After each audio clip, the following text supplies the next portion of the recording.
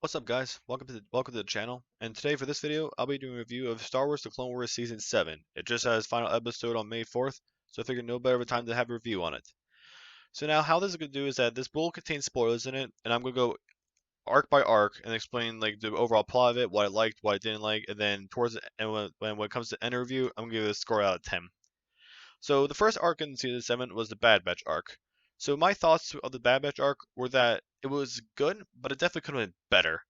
So the basic plot of Bad Batch is that the Republic is losing the battle on Naxos to the Separatists because of an algorithm that they're using to counterattack the clones. So Commander Cody and Captain Rex called in a special clone commando squad called Clone Force 99, aka the Bad Batch, to help them infiltrate enemy lines and infiltrate a cyber center to figure out where exactly the algorithm's coming from. So when it comes to the first episode is actually the strongest episode out of the whole arc. We get introduced to the Bad Batch clones, Wrecker, Hunter, Crosshair, and Tech. Each of them have their own genetic mutations, which give them special unique traits that help put them above other clones. So what I like about this episode the most is that each of them like really showed like their prime strengths. Like Wrecker lifted a gunship to get Cody out. Crosshair was sniping droids left, right, and center. Tech was pretty consistent throughout the entire arc. He was just pretty much like hacking into computers and getting information as much as possible. And Hunter was the clone that was a member of the Bad Batch that I was most disappointed about. He had heightened senses, so he could sense like electromagnetic fields from across the planet, but the arc didn't really do a good job of showing that, so I was ultimately pretty disappointed with that. Now the main character's whole arc was actually Captain Rex. So Rex he kind of figured. So basically, what Rex knows is that he basically believes that Echo's alive, and spoiler alert, Echo is actually alive. So as to how he survived the Citadel, I don't know how that happened. So after Rex figures out and Tech infiltrate the cyber center with the rest of the Bad Batch, they figure out that this signal where the algorithm is originating from is a planet called Skako Minor, where the Techno Union is located. And in the next episode, when they go to Skako Minor and they infiltrate the Techno Union city, that's where they find Echo. He's pretty much he's pretty much half clone, half droid. So, and I never saw the unfinished episode, so I honestly wasn't expecting Echo to be alive. And something else that kind of bothered me with his arc when after they found Echo was basically how quickly he recovered. Like in the end of the second episode when they found him, like he could like barely he couldn't even move and he could only talk. In the next episode, after Tech and Rex unplugged him from the chamber he was in, and they were walking him off, and he basically needed assistance to get him. He basically needed walking assistance. But towards the end of the episode, he could walk by himself, and he was honestly fine at the end of the episode. So, like logically speaking, it doesn't really make any sense for that to happen. And the last episode is honestly a little disappointing too. It's not because the episode was bad or anything, but it's just like the episode didn't like really conclude the arc on a climatic note. So obviously, like the Bad Batch infiltrates Admiral Trench's separatist dreadnought, and that's where Echo feeds Trench false information because his right arm has a droid circuitry arm, and that allows him to feed him false information. So at the end, Anakin ultimately kills Trench, and then the Republic ultimately wins Naxx's back. So the Bad Batch arc, ultimately it was good, but like I said, it definitely could have been better. So now let's move on to the next arc, the Martez sister arc, which was definitely the weakest arc out of the whole season. So basically, it's basically like but plot of this arc is that Ahsoka is basically like on the lower level of Coruscant now, she's no longer on the Jedi Temple, and then she ultimately comes across these two sisters who like have a dream of like leaving Coruscant and doing their own business. So when it comes to the two sisters, I mean they both of them weren't really good characters at all, but Rafa was definitely the better of the two, the older one, and Trace was honestly just annoying. So episode 5 was basically, just like a whole, just, like kind of like a filler episode. I mean, that's Ahsoka first comes across these sisters after she literally crashes onto the landing platform. And then episode 6 was, where, three of them actually, fly their own ship, the Kessel, which is a callback to Solo, which I actually liked. And we also got to see another side of Kessel. Like in Solo, we pretty much like saw all the mine, like between like the spice mines, the coaxium mines. But in this Clone Wars episode, in episode 6, we actually saw, like the other side castle, like what the rich people actually do. Which I mean, I pretty much reminded me of like how like kind of like the medieval structure works. Like you obviously have the kings on top, and then you have the like peasants at the bottom. So it pretty much just reminded me of that.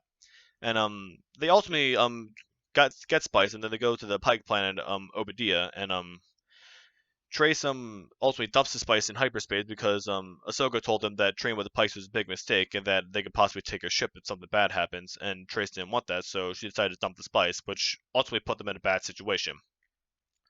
So when they get to Obadiah, they basically just they ultimately get captured by the Pikes, and episode 7, now look back on it, was honestly a complete waste of an episode because they broke out of jail at the beginning of the episode, and then they ended up back in jail at the end. So looking back on it, it was honestly a complete waste of that episode. So episode 8, they ultimately get free for real this time, and basically episode 8 was not only a concluding to the Martez arc, but was also a setup to the Siege of Mandalore arc because Darth Maul made a cameo. He was speaking to the Pike leader, and then Bo-Katan and a few other Mandalorians came at the end to recruit Ahsoka to help them. So the Martez sister arc was definitely the weakest out of the bunch. It was boring. In the end, I mean, I have a little more respect for the end because it was ultimately a setup to the Siege of Mandalore.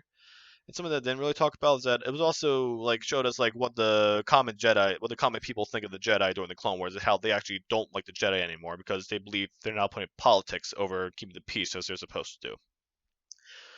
So now we got into the final arc, the Siege of Mandalore arc, and before them, I was pretty disappointed with season 7 as a whole. So I didn't really have high expectations for this arc, but boy was I blown out of the water for this arc.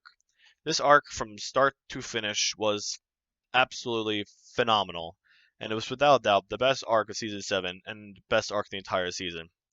Ahsoka and Captain Rex, are the two standout characters arc, and Maul.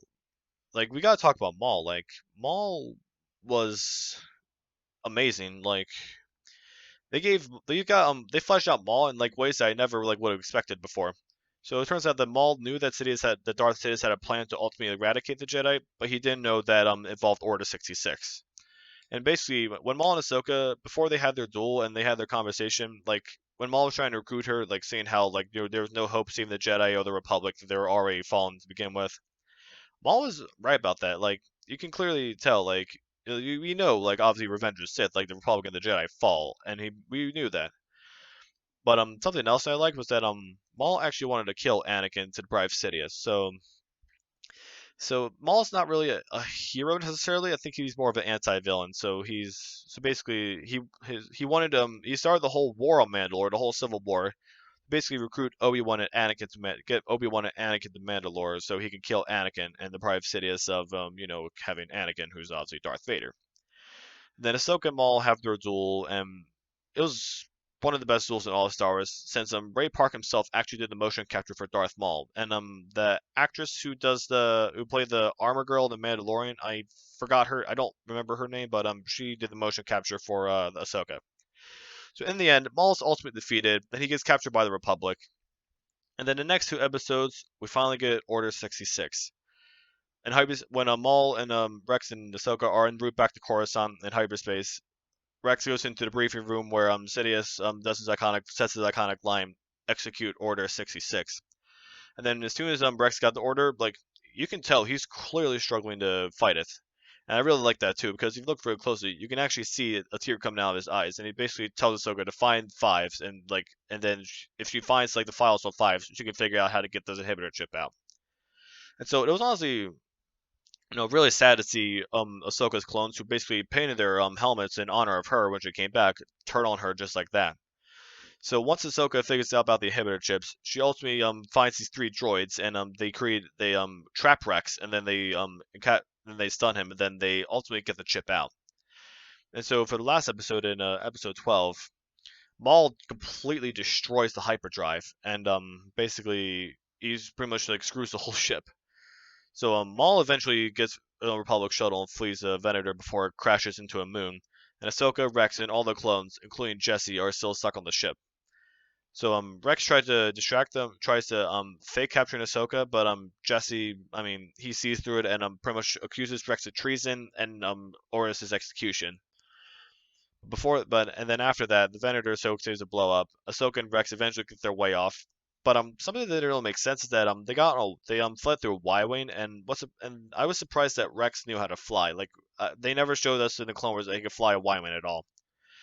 But I mean, if I think the only explanation I have is that back in the Umbara arc in season 4, when Five, Tarkus, and Jesse flew the Umbaran fighters, and Krell told them not to. Rex basically said that his men were not pods, but they were able to learn and adapt quickly.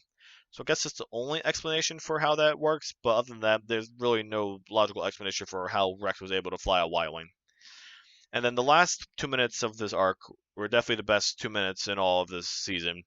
It was just no dialogue at all, just a whole somber feel. Rex and Ahsoka bury the clones and stick each of their helmets up, and then it zooms in on Jesse's helmet. This symbolizes the fall of the Republic and the rise of the Empire. And then there's a time jump, at least I would say like somewhere between 6 months to 2 years later. The Empire lands on this moon, and then Vader comes and walks up to the Venator, the crashed Venator, and then he sees Ahsoka's lightsaber that she left there when she faked her own death. He just turns it on. He looks up. He sees Morai, and then if you look very, very closely in Vader's mask, you can actually see Anakin's eye. And if you look even more carefully, it's not yellow, but it's blue. And then when Vader turns off the lightsaber, he ultimately walks away, and then you zoom into one of the clone helmets that has Ahsoka's marking on it. It symbolizes the fall of the clones, the end of the Jedi, and ultimately the fall of Darth Vader, the fall of Anakin Skywalker, and the rise of Darth Vader.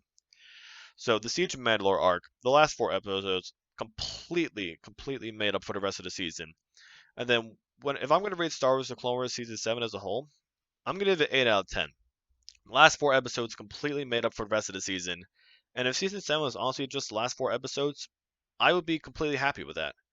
So that's going to do it for this review, guys. Hope you have a great day, and I'll see you all in the next video. Have a good one.